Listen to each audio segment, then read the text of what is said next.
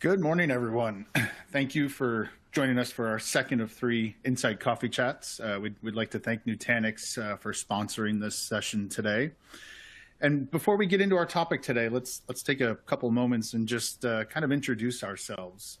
My name is Chris Capusta. I'm a practice director in our data management practice here at Insight, based out of Dallas, Texas. Been here just over 9 years. And I'm joined today by one of our senior architects, Mike Corbell. Mike, I'm going to let you kind of take a couple minutes and introduce yourself.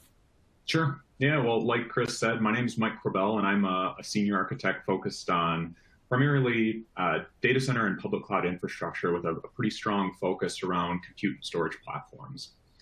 I started at Insight actually going on 13 years ago now. A lot of the platforms that we're going to talk about today, I supported those for our clients and our one-call team.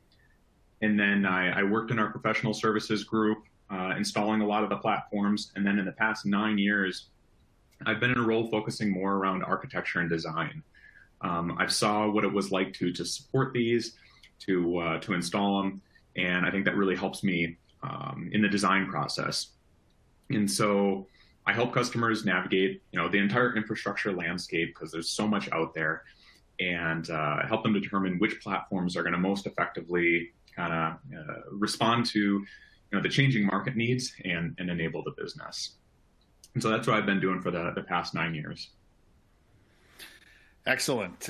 Appreciate that. So today, Mike, we're going to talk security, and it's kind of a broad topic. So we're obviously not going to talk everything about security, but really we wanted to focus on kind of the impact of modern infrastructure, particular hyperconverged infrastructure on an organization's security posture.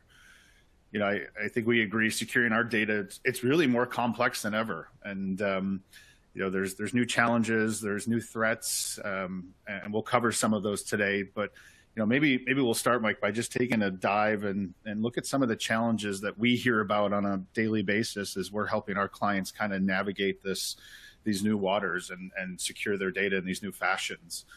Mm-hmm. And so I think we can both agree right out of the gate, environments are really becoming more complex. We kind of long for the old days when we had a data center, we had those four walls, all of our data resided inside of that. And, not to say it was necessarily easy to secure, but I think it was definitely easier than what we have today. We have, kind of moving from that data centers to centers of data. We've got public cloud, we've got edge computing, we've got, remote offices, we still have our traditional data centers. So as we look at kind of where our data spreads out, virtually and physically across the world, we have to take into, account new challenges and new ways of securing that data. And then, as we modernize, I think every organization goes through this, we still have all that legacy architecture and infrastructure alongside that brand new modern one that we still have to secure. And I know we always like to think as I bring new applications and new workloads online, I'm going to retire those old ones, but I think we can all agree, that rarely happens. There's always a reason the kind of legacy applications and workloads stick around, and we've got to find ways to, continue to secure that data on what may be aging platforms, what may be platforms that are out of support. How do we secure those, and how do we plan to migrate if those workloads are going to stick around? How do we plan to migrate those to something a little more modern so it's a little bit easier to secure? And really, there's more silos than ever. We get a lot of multi-tier environments out there, and what that can really mean is referring to dozens of best practice documents from different vendors. Sometimes they conflict. Trying to build a security policy around those multi-tier architectures can be kind of confusing, kind of difficult with all the different reference architectures and best practices that we have to refer to. And then as these environments grow, I think we have all experienced kind of that security drift. There's more environments to manage. I think we touched on that with kind of where the data is moving to. There's kind of more, I like to say, more cooks in the kitchen now. It used to be just kind of operations really responsible for securing and managing that infrastructure. But as we move more towards that kind of DevOps and ModOps model, and we have infrastructure as code, and things become more automated, there's more responsibility out there to make sure those applications, those workloads, and the infrastructure supporting them are secure. And how do we keep all of those security principles in sync, and how do we enforce them across those different pillars that we're running our data and workloads in. And then there's, we touched on new security challenges. So I know ransomware has been all over the news, especially with some of the conflict going on in the world, but it's an ever-growing problem. And as long as there's money to be made by some of these bad actors, it's not a problem that's going to go away or decrease anytime soon. And on top of that, what was traditional, I'm just going to encrypt your data and demand a ransom. Now we're seeing, data exfiltration and the stealing and publishing of data. Hostile nation states are out there trying to cripple, different sectors of economies just to cause trouble and play into some of the current world events here. So the security threat's obviously growing, and we've got to be ready to address those. And we still have to, deal with the data protection side of the house. We often look at backups as something that sits in the corner and runs, and I check a box saying, yes, I have a great backup environment. But really, we have to start changing the mindset around that and bringing those functions and responsibilities into our security practices. Because if we do need to recover an environment when there is a breach or there is a ransomware event, our data protection environment is going to be key to that. So the old 3-2-1 model that we've been practicing for decades now still very much applies in a modern infrastructure environment. And we've got to take that into account as we bring some of these modern workloads and modern infrastructure into our environment and plan to secure and protect them. And so, Mike, we often, we help clients with these challenges every day. And, often, I think you and I both hear this quite a bit. They look at everything they're running on-prem, all of the challenges around that, and they start to say, well, hey, maybe the public cloud's just an easy button to solve a lot of these security challenges. And I think the prevailing mindset in the industry is, hey, the cloud providers are responsible for all my security, all my protection. I just put workloads there and everything's secure, and I don't have to worry about it, and I don't have to lose sleep at night. And so, Mike, I know you've done this quite a bit and helped with this quite a bit. Maybe dive into this a little bit. How are our clients leveraging public cloud? What's the reality around this kind of easy button thought process? Oh, wouldn't it be nice if that were the case? It was just the easy button. I don't think I've had a conversation with a customer over the past, pretty much 5+ years now where public cloud doesn't come up in some capacity. It might just be for data protection or around, storing your data there. It might be a full-on lift and shift, or it might be new applications. But, the public cloud isn't necessarily that easy button. Like you get to go there and you don't have to worry about security. It's another platform, right? Like it's, all the problems that you just described for the past couple of minutes, which is a pretty exhaustive list, they follow you to public cloud. You still have to, while there's new tools and new things to kind of provision your workloads, you still have to worry about security. You still have to worry about data governance. And then certainly with cost control. Now, it is nice that a lot of stuff in public cloud can be API driven, which can help with some of these things and the headwinds that you mentioned. But we can also do that on-prem through architectures like HCI, which have some advantages specifically around the programmability and automation. But we've seen public cloud adoption, and we've seen it be successful in some ways. I think if you have a business model that's extremely cyclical, so think of like retail during the holiday season where they need to, around Black Friday, around Christmas, they need to bring a lot more resources to bear. We've seen some customers be successful there. And I have a customer back in Minnesota.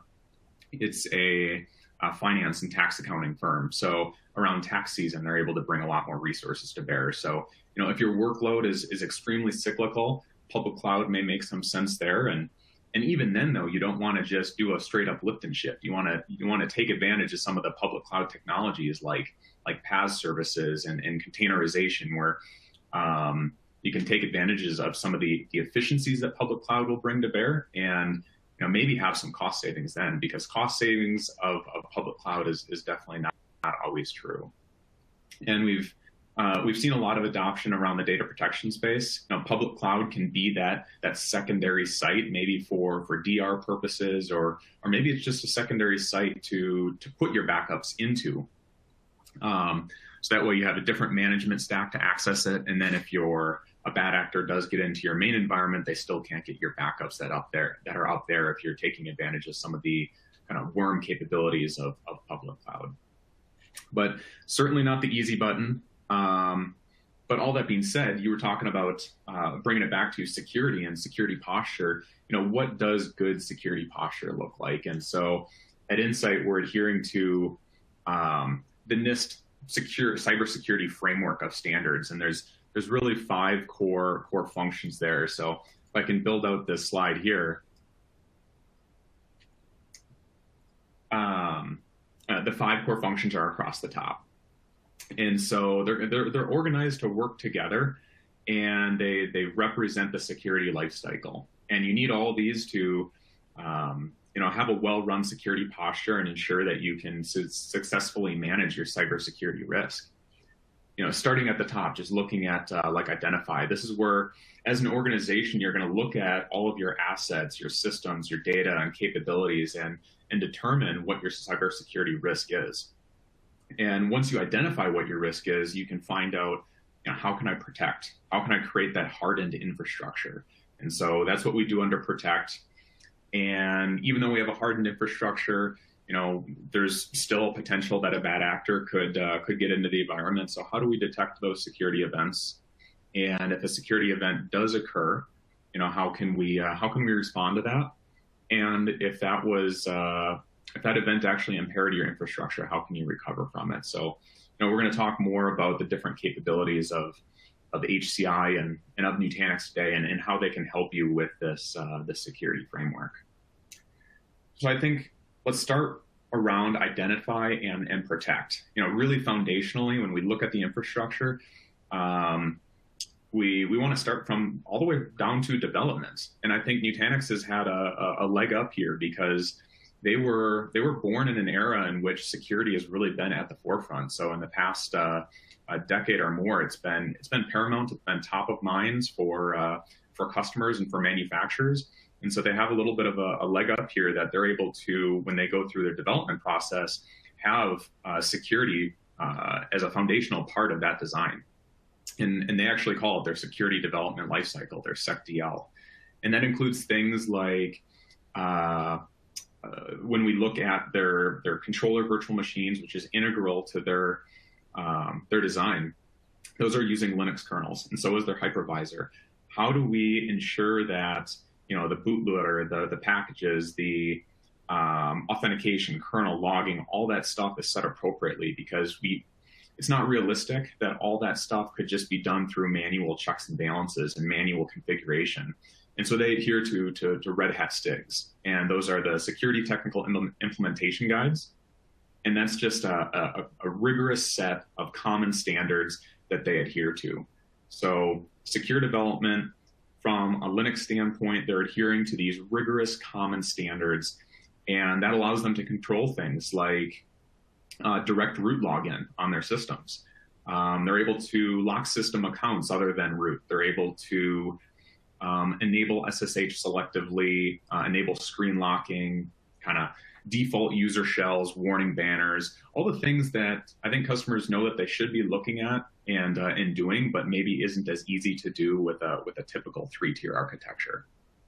And so, taking that one step further, how can they ensure that their entire configuration, their entire stack is configured appropriately?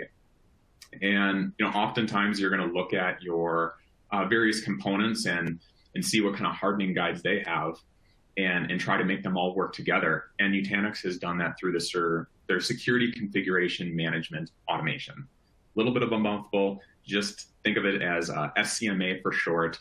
And they're checking like 1,700 different security properties and continually assessing whether or not you adhere to those baselines, both from a storage and hypervisor layer if you're running AHV, and can self-heal back to that baseline if you're found to be out of compliance. And they're leveraging SaltStack to do that. So secure development, adhering to secure standards from an operating system and configuration standpoint. And another common thing is just making sure that everything is encrypted. So data at rest encryption. Nutanix, built in out of the box, has FIPS 140-2 validated encryption. They support both onboard and external key managers. And that's really easy. And we need to, once we have the configuration done, we need to ensure that we're continuing to respond to the security needs of the system based off of new threats in the market. And so we do that through upgrades, and Nutanix has done that really easily through their Prism Management. So they have Lifecycle Manager. That's where we're going to upgrade the system. And that's not just going to be patches, but we can control firmware, BIOS. We can lifecycle the platforms to newer, more modern platforms, all right through Lifecycle Manager in Prism. And Mike, how many environments have we walked into where firmware or patching or anything hasn't been done in months, weeks, years, because the downloading the 300 different firmware blobs and trying to schedule the outages and trying to get those upgrades in, it just becomes a management and operations nightmare. And I think what we always hear is we just don't have time to do it. And all of the vulnerabilities that exist in those firmware or fixed in those firmware updates just go ignored. So I think that one, purely from an operations efficiency perspective, is a huge benefit that we just can't be ignored. For sure, and I would say that's the majority of customers aren't able to, just because they have so many things on their plate, aren't able to keep their entire infrastructure up to date, and it's pretty complex to do it. You'll have interoperability guides to determine does your storage system, is it supported to work with this compute version, with this hypervisor version, with this network version, and by controlling the whole stack like Nutanix does, it's really able to simplify that. And so compatibility guides are essentially out the window for the majority of the infrastructure, because it's all interconnected, and just really simplifies that whole process, because Prism is able to automatically download all that stuff. So there's really not much of an excuse there. And then there's a single pane of glass into your entire infrastructure. So it doesn't matter if you're just running on one site or if you have centers of data, like you mentioned at the beginning of the call, and you're leveraging Edge, or if you're leveraging public cloud and Robo, Nutanix has Prism Central, and that gives you that single pane of glass across all of your infrastructure, determine what all of your risks are, what versions you're running, and that's all accessed through role-based access control and through multi-factor authentication using SAML. And so that's all. Majority of it is physical infrastructure. What about the application side? Absolutely need to secure that. Most of the time, your infrastructure and HCI manufacturers wouldn't necessarily play in this space, but Nutanix takes it one step further with Calm. And so Calm is a multi-cloud kind of framework for application management, and it provides application and life cycling through blueprints. The blueprints are all just created right through the UI. They could be created through code. But in the context of what we're talking about today around security, I think this is really important with blueprints, because we're able to maintain a consistent security configuration. So when you go and you typically would deploy an application, you think, let's allocate some storage, let's provision the network, we'll create various servers, might be a couple app servers, database server, database cluster. Potentially they're going to be on different VLANs. Let's make sure that we have data protection enabled on all of them, so that way they're protected if necessary. And let's do this for every application that the organization has. That could be, it could be pretty simple. It might all be on one box, so it's not all that complex, or it could be, a dozen servers or more. But blueprints really simplify this and allow you to consistently deploy it. So the simplification of deployments is something where users are able to just log into a marketplace that you publish for them, and then just on one request, deploy that blueprint. So again, going back to the context of what we're talking about today, I think the consistency of the deployment is what's key here. So you can maintain that you're always deploying it in a secure manner. So this is all kind of focused on prevention of hardening the infrastructure. No matter how hard or the infrastructure is, there's still a chance a bad actor could circumvent a lot of this stuff. And so that's where that threat detection and response come in. So Chris, maybe you can talk a little bit about, what Nutanix offers in these other areas and how Nutanix can help there. Absolutely. And I just jumping back for 1 second, I love the message you have around automation there, because I just helped a customer on their kind of automation journey. And the problem statement they kind of came to us with was, we have a set of standards. We have it all documented, what an application build, what a server build, what a workload build should look like. And yet, there's always that possibility of human error. So we have 30 people on our ops team, and we'll get 30 different builds, based off that standards doc. So how can I take some of that human error out of the equation, so we're not introducing vulnerabilities and security issues into the environment, because we have that drift, because we're all human, and humans are often the weakest link in these security profiles. And so, when you talk about automation on that kind of deployment side to get that consistency, it's really also important to look at how we can start to automate and provide some machine learning and analytics around the detection and prevention side as well.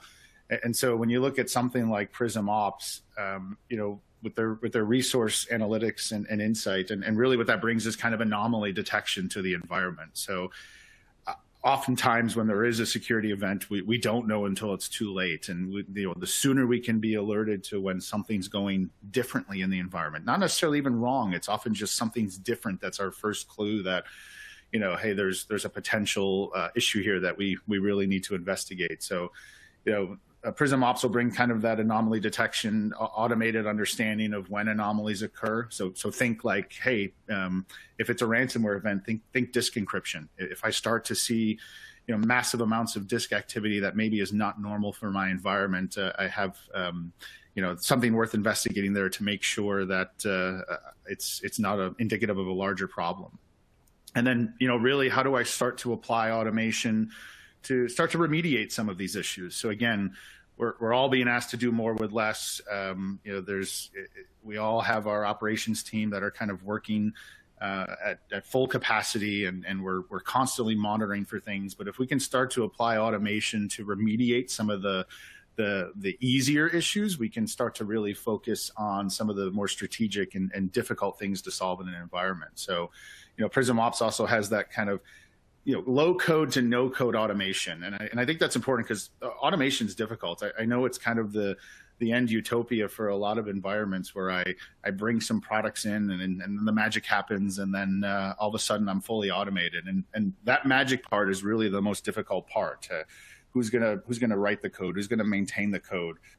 So really with Prism Ops and that kind of low code to no code automation, you would build essentially playbooks that, hey, as alerts come in or as events come in, as things happen in the environment, let the Nutanix infrastructure and software intelligence go and remediate some of those for us. So again, we can focus on more strategic, more integral things, important things in the environment.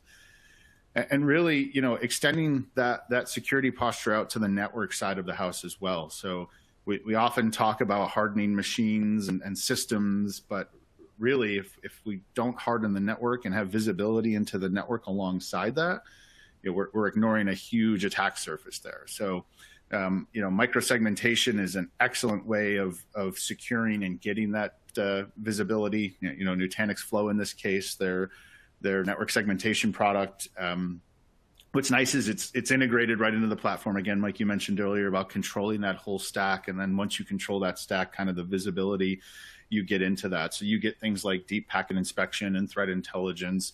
You get all your policy and event logging for SIM integrations. And then, really just being able to secure with that visibility, securing that network. So application-centric protection. So the traditional way of, hey, I have a VLAN and these VLANs are allowed to talk, but then again, how do I start to control protocols that are flowing over those networks, because there's different threat vectors based upon the types of network traffic. So I can really start to get granular, not just who's allowed to talk to each other, but in what ways are they allowed to talk. And then if I do start to see some of those anomalies that we mentioned earlier, where, hey, maybe I have a cause for concern that there is a security event going on, I can start to just segment those workloads, those systems in question off the network. So they're not spreading potential malware. They're not spreading potential security incidents to other systems within the environment. And so we got to keep bringing this principle to different parts of what we're serving, out to our end users and out to the world. And so, we kind of had a heavy virtual machine focus. We talked kind of network focus, but also file serving is a big one. That really needs to be secured and have visibility into what's going on in that kind of SIFS, traditional file serving infrastructure. And so, Nutanix Files is obviously their solution for offering enterprise grade file serving, directly off of the platform. So it's got everything you would expect from kind of that table stakes, I'll say, file type blocking policies. So, maybe I don't want to allow executables or different type of scripting files, things that are kind of often associated very heavily with malware. I just block those right off the bat from even being stored on the system, but also bringing that anomaly detection to the file side of the house as well. So is data being encrypted? Is there a large change rate? Are things being deleted? Because again, it's not just ransomware, it's also data exfiltration and data deletion that we have to be worried about now. And then there's support for native antivirus integration. So as users are storing things there, let's just put that extra layer of security on top of it and make sure that they're not inadvertently or even maliciously introducing malware into that file serving environment. And then once we've secured all of this, we talked earlier about the importance of data protection in kind of our security posture. And in a lot of environments, Mike, we walk into, backups are. It's often it sits in a corner. Nobody really wants to manage it. Nobody wants to be the quote unquote backup person in an organization. And really, we've got to turn the conversation and really highlight just how important that environment is as part of our overall security strategy, because we can put all of our effort into prevention, and we should. Prevention is still very important. But lately, it seems like it's not a matter of if, it's just a matter of when somebody's going to breach. Because, again, we're all humans. Humans are technically the weakest link here. Somebody's going to click on, no matter how much we train on don't click on files and emails and things like that, somebody inadvertently does it, and we've now have an exposure point there. So we have to start having the conversation of how do we restore? And we have to not just look at restoring files and folders, but how do we restore entire environments? So that we really have to change our data protection conversations and make sure that we're talking recovery at scale. And so while there's all that great security built in, we really need to have a recovery story there. We have to have a documented plan of how we recover our environment. We have to test it, just like we do our traditional DR tests today. And we fail over from one data center to the other, or we fail over to cloud. We verify that works, and we update our run books for any issues we find. We have to have that same kind of policy in our data protection environment. And so, when you kind of look at that recovery conversation and some of the native functions that Nutanix can bring to that conversation, obviously, again, table stakes, native storage snapshots with replication and runbook automation. Now, snapshots are great, but I think we'll all go on record here and say snapshots cannot and should not be your only data protection methodology. You the 3-2-1 model, 3 copies of my data on 2 different mediums, one of them offsite. That's still very important today for all the reasons we've kind of covered through that security framework. And so I need more beyond the native protection is great. Hey, I start to have some issues. I segment them off using Nutanix Flow. I recover from snapshots. My systems are back up and running. But if I have a larger issue, how do I start to incorporate better data protection policies? And so, what I think is interesting is, Nutanix got some native solutions that you can bring the same kind of HCI full stack control to that data protection environment. So when you look at products like Nutanix Mine, this is really a turnkey archive and backup solution for secondary storage. being able to natively run various data protection products and use this Nutanix environment as my kind of initial landing zone for all of my data, obviously makes it very easy to scale, very easy to lifecycle, all of the kind of benefits that, Mike, you went through earlier. I can now bring some of those into our data protection environments. And then Nutanix objects. So one thing we've been helping our clients a lot with lately is really understanding the importance of having an immutable S3 compatible object storage on-prem. We still need that one copy of data offsite in that 3-2-1 model, but we also need a copy kind of close to our environment, because if we do have to restore at scale, pulling back tapes from my tape storage, or trying to pull down data, mass amounts of data from the cloud, that's time consuming. So if I have a copy close to my production environment, that's immutable. So it's can't be compromised by ransomware or anything like that. Can't be deleted until those policies expire. It allows me to restore those environments in a rapid fashion. So objects is their native immutable S3 object store. And again, I can scale that, I can lifecycle that, all of the, I have full stack control and visibility, manage it through all the same tools I'm managing the rest of my environments. And then, if there is a disaster and we do need to recover quickly, we're looking at something like Xyleap.